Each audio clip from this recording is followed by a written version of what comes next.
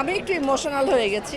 সেটার পেছনে আসলে কত শ্রমিকের ঘাম এবং কষ্ট থাকে। চায়ের কাপে চুমুক দেওয়ার আগে সবাই একবার করে ভাববে। অবশ্যই খুব ভালো লেগেছে। আমি একটু দেরি করে ফেলেছি, কিন্তু আমার মনে হয়েছে আমি খুব মিস করেছি।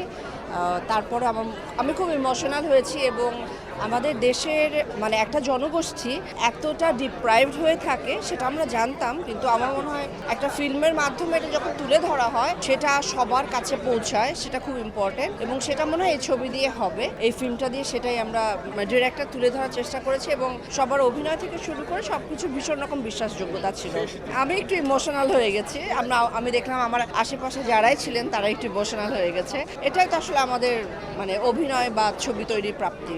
অবশ্যই উঠে আসা উচিত, মানে এই বিষয়গুলো তো অবশ্যই উঠে আসা উচিত।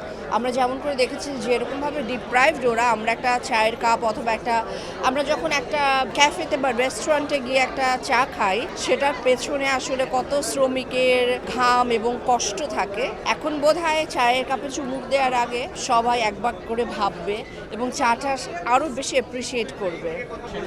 অবশ্যই দেখা উচিত। এটা আমাদের একদম বাংলার একটা কোর গল্প।